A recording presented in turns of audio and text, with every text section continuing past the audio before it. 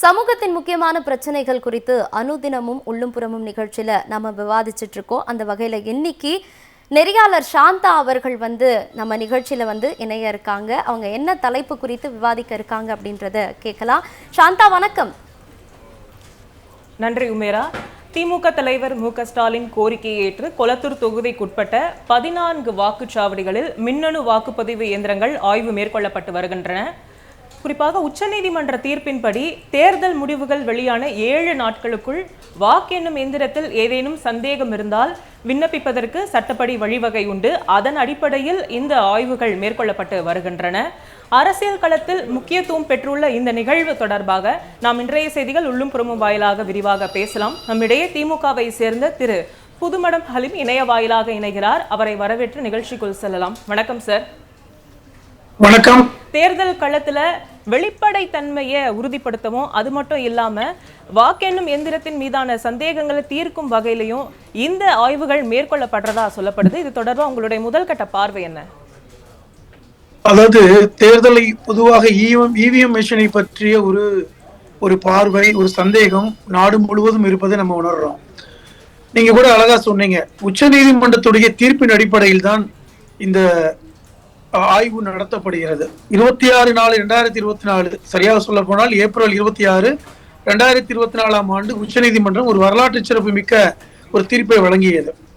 அதாவது இந்த EVM machine மேல சந்தேகம் ஏற்படும் பட்சத்தில், தங்களுடைய தேர்தல் முடிவை சந்தேகம் ஏற்படும் பட்சத்தில் 2ஆம் அல்லது 3ஆம் இடத்துக்கு வருகின்ற வேட்பாளர்கள் தேர்தல் ஆணையத்திடம் தேர்தல் முடிவு வந்த பிறகு 7 நாட்களுக்குள் ஒரு மனு கொடுக்கலாம். அதன் அடிப்படையில் அந்த குறிப்பிட்ட தொகுதியில் இருக்கின்ற அந்த மின்னணு வாக்கு இயந்திரங்களை ஆய்வு செய்து அந்த அறிக்கையின் மூலமாக உறுதிப்படுத்தலாம் என்கிற ஒரு எஸ்ஓபி ஒன்றை ஜூன் 1, 2024 தேர்தல் ஆணையம் இந்த உச்சநீதிமன்றத்துடைய தீர்ப்பின் அடிப்படையில் தான் போட்டார்கள். இதன் அடிப்படையில் தேர்தல் முடிந்து 7 நாட்களுக்குள், அதாவது முடிவு அறிவிக்கப்பட்டு 7 நாட்களுக்குள் நம்ம விண்ணப்பிக்கணும். அது மட்டும் இல்லாமல் இதற்கான செலவை யார் விண்ணப்பிக்கிறாங்களோ அவங்க தான் ஏற்றுக்கொள்ளணும் அப்படிங்கிறது முக்கியமானது. இப்ப நமக்கு ஒரு கேள்வி வரும், இப்ப இதுல 14 மின்னணு வாக்கு எந்திரங்களை மட்டும் ஏன் ஆய்வு செய்கிறார்கள் அப்படின்னு ஒரு கேள்வி வரும். இதுல இந்த தீர்ப்புல உச்ச நீதிமன்றம் தெளிவாக சொல்லி இருக்கிறது, ஒட்டுமொத்த அந்த வாக்கு மின்னணு எந்திரங்களில் 5% வரைக்கும் தான் நம்ம அதை ஆய்வு செய்ய முடியும். அதுக்கு மேல பண்ண முடியாது. உதாரணமா நமக்கு தெரியும், ஒரு சட்டமன்ற தொகுதிக்குள் ஒரு 1000 100 300 மின்னணு வாக்கு இயந்திரங்கள் பயன்படுத்தப்படுகின்றன. தோராயமாக 1 லட்சம் வாக்காளர்களிலிருந்து 3 லட்சம் வாக்காளர்கள் வரை ஒரு தொகுதியில் இருப்பார்கள்.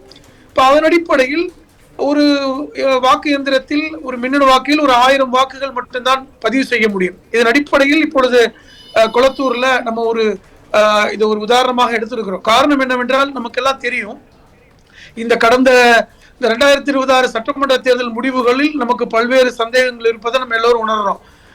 இப்ப கொளத்தூர்ல திராவிட முன்னேற்ற கழகத்துடைய தலைவர் திரு ஸ்டாலின் அவர்கள் போட்டியிட்ட தொகுதி, சொல்ல போனா 2021 70,000 வாக்குகள் வித்தியாசத்தில் வெற்றி பெற்ற தொகுதி தான் கொளத்தூர் தொகுதி.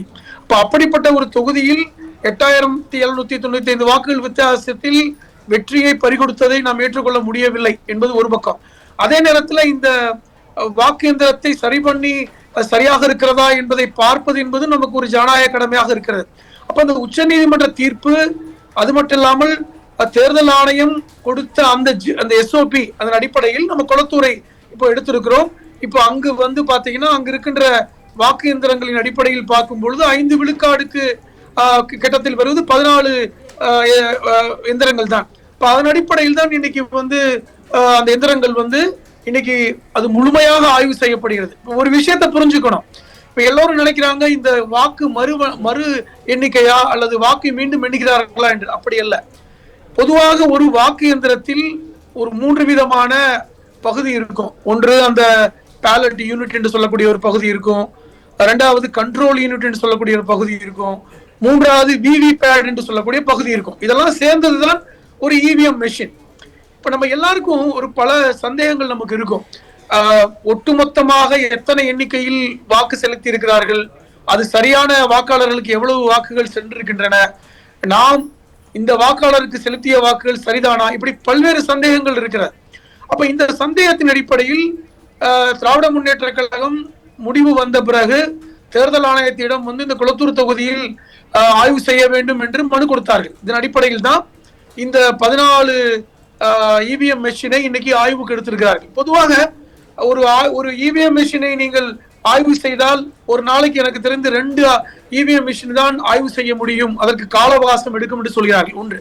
இப்ப அதன் அடிப்படையில் பார்க்கும் பொழுது இப்ப கிட்டத்தட்ட இன்றும் 7 நாட்களுக்கு இந்த ஆய்வு நடத்தப்பட இருக்கிறது என்கிற தகவலும் வருகிறது. இது இன்னொரு செய்தி என்பது, இப்பொழுது நம்ம எதை பார்க்கிறோம்னா எல்லோருக்குமே அந்த விவிபேட் எண்ணிக்கை எப்படி இருக்கிறதுன்னு பார்க்கிறோம். இப்ப நம்ம எண்ணிக்கை ஒரு தோராயமாக ஒரு 3 லட்சம் வாக்குகள் செலுத்தினால் அந்த 3 லட்சம் வாக்குகளும் வாக்காளர்களுக்கு சரியாக சென்றிருக்கிறதா என்று பார்ப்பது ஒரு பக்கம். இன்னொன்று, நாம் வாக்களிக்கும் பொழுதே பாத்தீங்கன்னா அந்த வாக்குச்சீட்டு மாதிரியான ஒன்று அந்த விவிபேட்டுக்குள் விழும். அதையும் இப்ப கவுண்ட் பண்ணுவாங்க.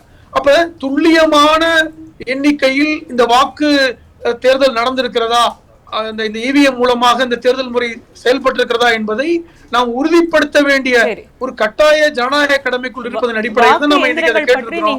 அது சரியானதும் கூட. காரணம் 2024 ஜூனுக்கு அப்புறம் தேர்தல் ஆணையம் கொடுத்த உத்தரவு, இன்னைக்கு அந்த உத்தரவின் அடிப்படையில் நாம் குளத்தூரை ஒரு சாம்பிளா தான் எடுத்திருக்கிறோம்.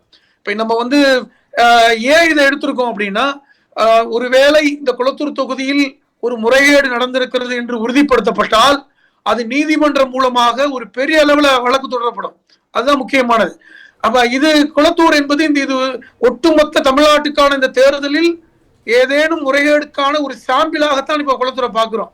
காரணம், குளத்தூர் தொகுதி என்பது மிக முக்கியமான தொகுதி. ஏன்னா அந்த மக்கள் கடந்த காலங்கள்ல தொடர்ச்சியாக திராவிட முன்னேற்ற கழகத்துக்கு வாக்களித்தார்கள். திராவிட முன்னேற்ற கழகத்துடைய தலைவர் தளபதி அவர்களுக்கு வாக்களித்து வெற்றி பெற்ற தொகுதி. இன்னும் சொல்ல போனா அந்த தொகுதியில் பல்வேறு நலத்திட்டங்கள் நடத்தப்பட்டிருக்கின்றன. எனக்கு தெரிந்து இந்த குளத்தூர் தொகுதியில் நடத்தப்பட்ட திட்டங்களை போன்று வேற எந்த தொகுதியிலும் நடத்தப்பட்டிருக்கா என்று கூட தெரியவில்லை. காரணம், அந்த அளவுக்கு திட்டங்கள். உதாரணமா கூட சில சொல்லலாம். கிட்டத்தட்ட பாத்தீங்கன்னா பேப்பர் மில் சாலை, குளத்தூர்ல பேப்பர் மில் சாலையில 20 கோடி செலவுல ஒரு மிக நவீன சந்தை அமைக்கப்பட்டிருந்தது. இதெல்லாம் முக்கியமானது. அது மட்டும் இல்லாம 111 கோடி செலவுல 240 நகர்ப்புற குடியிருப்புகளை அமைத்திருந்தார். இந்த ரெட்டேரியில 5 கோடி செலவுல அந்த ஏரிக்கரை பூங்காவை அமைத்தார். டயாலிசிஸ் சென்டர், அதாவது மருத்துவ ரீதியாக இலவசமாக டயாலிசிஸ் சென்டரை 11 கோடிக்கு அந்த தொகுதியில் ஏற்பாடு செய்திருக்கிறார்கள். பொதுமக்களுடைய சுப நிகழ்ச்சிக்காக 25 கோடியில பிரம்மாண்டமான சமுதாய கூடம் அங்கு இருக்கிறது. இப்படி பல்வேறு நலத்திட்டங்களை கடந்த ஆட்சியில அந்த குளத்தூர் தொகுதி மக்கள் அதை அனுபவித்துக் கொண்டிருக்கின்ற சூழல்ல இந்த தோல்வியில் ஏதேனும் முறைகேடு இருக்குமோ என்கிற சந்தேகம் பொதுவாக எல்லோருக்குமே எழுந்திருக்கிறது. இது திராவிட முன்னேற்ற கழகத்தை சார்ந்தவர்களுக்கு மட்டுமல்ல, தமிழ்நாட்டில் இருக்கின்ற பொதுமக்களுக்குமே ஒருவேளை இந்த இவிஎம் மூலமாக எதுவும் குளறுபடி இருக்கிறதா என்பத சந்தேகம் இருக்கிறது. அந்த சந்தேகத்தை நிவர்த்தி செய்யும் விதமாகத்தான் இந்த ஆய்வு நடத்தப்படுகிறதா நான் பார்க்கிறேன். காரணம், இப்ப இதற்கான செலவை கூட நாம் தான் கொடுக்கிறோம்.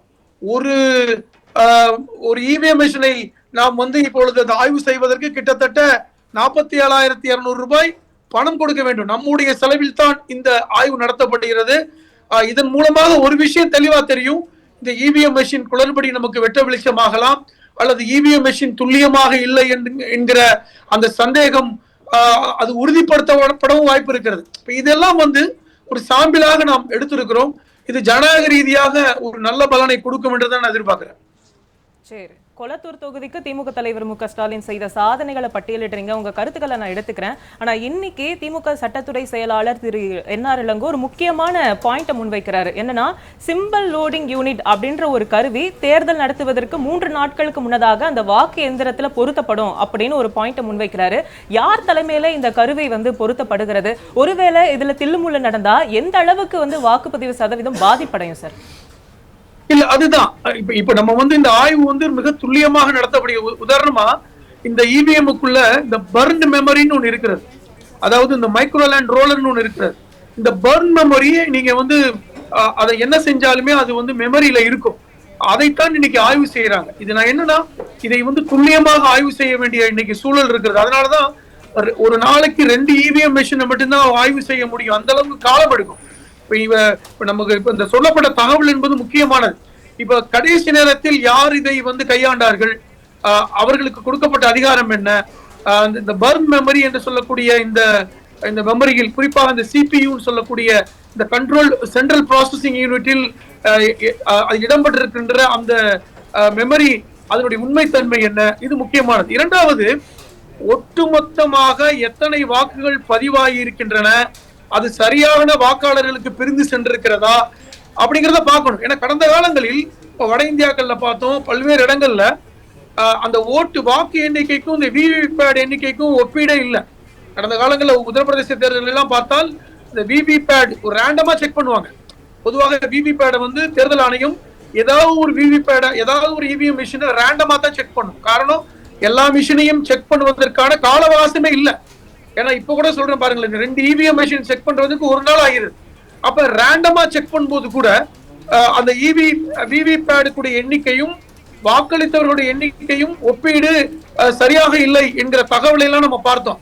இப்ப இது உறுதிப்படுத்தப்பட்டால், ஒருவேளை குளத்தூரில் நீங்க சொன்ன மாதிரியான சூழ்ச்சி ஏற்பட்டு அதில் ஒருவேளை இந்த சிக்கல் இருந்தால் கண்டிப்பாக நீதிமன்றம் இதில் திமுக வழக்கு தொடரும். முக்கியமானது, நாம வந்து இவிஎம் மெஷினையே ஒழித்து விட்டு வாக்குச்சாவடி முறைக்கு வர வேண்டும் என்பதுதான் பெரும்பாலான ஜனநாயகவாதிகளுடைய குரல். வாக்குச்சாவடி முறைகள் தான் சரியாக இருக்கும்.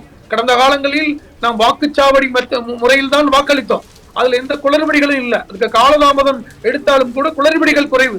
இப்ப இன்னைக்கு இவிஎம் மெஷினுக்குள் யார் கண்ட்ரோல் பண்றாங்க, அந்த சிபி சென்ட்ரல் ப்ராசஸிங் யூனிட்டை யார் கண்ட்ரோல் செய்கிறார்கள், நீங்க சொன்னது போல இந்த டெக்னாலஜி, இந்த சாப்ட்வேரை யார் கண்ட்ரோல் செய்கிறார்கள் என்கிற பல சந்தேகங்கள் இன்னைக்கும் இன்னைக்கு இருக்கின்ற அத்தனை தலைவர்களுக்கும் இருக்கிறது. இதனுடைய நீட்சியாகத்தான் இன்னைக்கு நம்ம குளத்தூரை நாம் கையில் எடுத்திருக்கிறோம். குளத்தூரில் இந்த ஆய்வு நடத்தப்பட்டு இன்னொரு 1 வார காலத்திற்குள் இதனுடைய முடிவு தெரியும் பொழுது நமக்கான விடைகள் தெரியும் என்று பார்க்கிறேன். வாக்கெண்ணும் இயந்திரத்துல ஆய்வு செய்ய நீதிமன்றமே அனுமதி அளித்திருக்கு. இதன் மூலம் திமுக தலைவர் மு.க.ஸ்டாலின் அவருடைய கோரிக்கையில முகாந்திரம் இருப்பதாக தானே பார்க்கப்படுது இந்த இடத்துல. கண்டிப்பா இது வந்து திராவிட முன்னேற்ற கழகம் இதற்கிடையில உள்ள ஒரு தவறு நடந்திருக்கும் என்கிற அந்த நம்பிக்கையின் அடிப்படையில தான் நம்ம வந்து இதை நம்ம மனு செஞ்சோம். இது முக்கியமா வந்து இதுல குளறுபடி இருக்கலாம். நான் ஏதோ உங்களுக்கு தொட்டு காமிச்சேன், பல்வேறு நலத்திட்டங்களை கொடுத்த தொகுதி. அந்த மக்கள் வந்து இன்னைக்கும் வந்து தலைவர் தளபதி அவர்களுடைய வெற்றி இழப்பை வந்து இன்னைக்கும் வருத்தத்தோடு பகிர்ந்து கொண்டிருக்கின்ற நிகழ்வை பார்க்கிறோம். அப்ப இதற்கான சூழ்ச்சி இருக்கலாம் என்கிற ஒரு பார்வை இருக்கிறது. இப்ப நம்ம எல்லா மிஷினையும் செக் பண்ண முடியாது. 14 எந்திரங்களைத்தான் நாம் அதிகப்படியாக 5 விழுக்காடு மட்டும்தான் ஆய்வுக்கு எடுத்துக்கொள்ள முடியும். அதன் அடிப்படையில் தான் நம்ம எடுத்திருக்கிறோம். இப்ப ஒரு ரேண்டமா தான் எடுக்கப்பட்டிருக்கிறது. அப்ப இந்த 14 எந்திரங்களுள் ஏதோ ஒரு எந்திரம் தவறாக அந்த ஆய்வு வந்து நமக்கு வந்து சாதகமாக வந்து விட்டால், ஒருவேளை அங்கு தவறு நடந்திருக்கிறது என்கிற அந்த விஷயம் உறுதிப்படுத்தப்பட்டால் இது மிகப்பெரிய ஒரு பிரளயம் ஏற்படக்கூடிய வாய்ப்பு இருக்கிறது. நீதிமன்றம் இது கண்டிப்பாக உன்னிப்பாக கவனித்துக் கொண்டிருக்கிறது. என திராவிட முன்னேற்ற கழகத்துடைய இந்த சந்தேகத்தை அவர்கள் ஏற்றுக்கொண்டுதான் இன்னைக்கு தேர்தல் ஆணையம் அனுமதி கொடுத்திருக்கிறாங்க. நாமும் ஒரு ஜனநாயக அடிப்படையில இந்த ஆய்வை நம்ம அணுகி இருக்கிறோம். எல்லா கட்சி சார்பிலையும் இன்னைக்கு வந்து அந்த ஆய்வு நடக்கும் இடத்தில் இருக்கிறார்கள், அதனுடைய ரெப்ரசன்டேட்டிவ்ஸ் இருக்கிறாங்க. அதனால வெளிப்படைத்தன்மையோடு தான் இந்த ஆய்வு நடக்கிறது. இது எல்லோருக்கும் பார்வையில் தான் இந்த ஆய்வு நடத்தப்படுகிறது. ஆகவே தவறு நடக்கும் பட்சத்தில் இது கண்டிப்பான தேர்தல் முறையே மாற்றக்கூடிய ஒரு செய்தியாக கூட மாற்றப்படலாம். நாம் பொறுத்திருந்து பார்க்க வேண்டும். இன்னும் நம்ம கொளத்தூரை பொறுத்த வரைக்கும் பார்த்தோம்னா கிட்டத்தட்ட 15 இடத்துக்கு மேல குறைவான வாக்கு வித்தியாசத்துல தான் தாவேகா வேட்பாளர் வெற்றி பெற்றிருக்கிறாரு. இப்போ ரீகவுண்டிங் செய்யறது மூலமா ஏதேனும் மாற்றம் வரும்னு எதிர்பார்க்கலாமா சார்? இல்ல, இது கண்டிப்பா இது ரீகவுண்டிங் என்று சொல்ல முடியாது. இப்ப நம்ம ரீகவுண்டிங் பண்ணல. நாம் வந்து இந்த இவிஎம் மெஷின் 8000 வாக்கு வித்தியாசத்துல வின் பண்றது அப்படிங்கறதெல்லாம் எந்த அளவு மார்ஜின் அமௌண்ட்டா ஓட்ட கண்டிப்பா பல்வேறு செய்திகள் இருக்கிறது. ஏன்னா நீங்க சொன்ன மாதிரி 15 இடங்களில் வந்து குறைந்த வித்தியாசம் என்பது முக்கியமானது. இப்ப தேர்தல் ஆணையத்தின் மேலே நமக்கு வந்து பல்வேறு சந்தேகங்கள் எழுவதை நம்ம பார்க்கிறோம். அப்ப அதனால இந்த ஆய்வு ரொம்ப முக்கியமானது. ஏன்னா நாம் ரீகவுண்டிங் என்பதை விட இந்த மெஷினுடைய துல்லியம், இது அக்யூரேட்டா இருக்கிறதா, இந்த விவிபேட் சரியாக இருக்கிறதா, நாம் அந்த வாக்களித்தவர்களுடைய அந்த சின்னத்திற்கு வாக்களித்தார்கள் இல்லையா, அதனுடைய அந்த விவிபேட்டுடைய அந்த பிசிக்கலான வெரிஃபிகேஷன் எப்படி இருக்கிறது. இரண்டாவது அந்த டோட்டலும் ரிசல்ட்டும். இப்போ உதாரணமாக ஒரு 3 லட்சம் வாக்காளர்கள் வாக்கு செலுத்தப்பட்டால் அந்த 3 லட்சம் வாக்குகளும் சரியாக அந்த 35-36 வாக்காளர்களுக்கும் சென்று சேர்ந்திருக்கிறதா, அதனுடைய கணக்கு என்ன, அப்படிங்கறதெல்லாம் இன்னைக்கு துல்லியமாக இன்னைக்கு பார்க்கிறார்கள். இப்ப இது ஒரு முக்கியமான ஒரு தருணம் என்று தான் நான் பார்க்கிறேன். இப்ப இது இந்த 14 எந்திரத்தில் ஏதேனும் தவறு இருக்கும் பட்சத்தில் இந்த தாவேகாவுடைய வெற்றியே செல்லாது என்கிற இடத்துக்கு நாம் வந்து நீதிமன்றத்தில் செல்ல முடியும். அனைத்து எந்திரங்களையும் இதே போன்று நாம் பார்க்க வேண்டும் என்கிற ஒரு கோரிக்கையோடு நாம் உச்ச நீதிமன்றத்துக்கு மனு கொடுக்க முடியும் என்கிற இடத்துக்கு நம்ம நகர்ந்திருக்கிறோம். இது ஜனநாயகத்துக்கு ஒரு முக்கியமான விஷயமா பாக்குறேன். ஏன்னா ஒட்டுமொத்தமாக இவிஎம் மிஷின்ல குளறுபடிகள் இருக்கிறது என்கிற செய்தி நாடு முழுவதும் பேசப்படுகின்ற சூழ்நிலையில் இந்த உச்ச நீதிமன்ற தீர்ப்பின் அடிப்படையில், இன்னும் சொல்ல போனால் இந்த தேர்தல் ஆணையத்துடைய எஸ்ஓபியின் அடிப்படையில் திராவிட முன்னேற்ற கழகம் எடுத்திருக்கின்ற முன்னெடுப்பு என்பது இந்தியா ஒட்டுமொத்த இந்திய அரசியல் கட்சிகளும் உற்று நோக்கி பார்க்கின்றன என்பதுதான் உண்மையான செய்தியாக இருக்க முடியும்.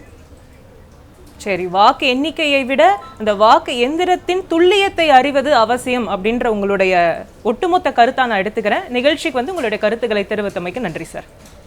நன்றி, வணக்கம்.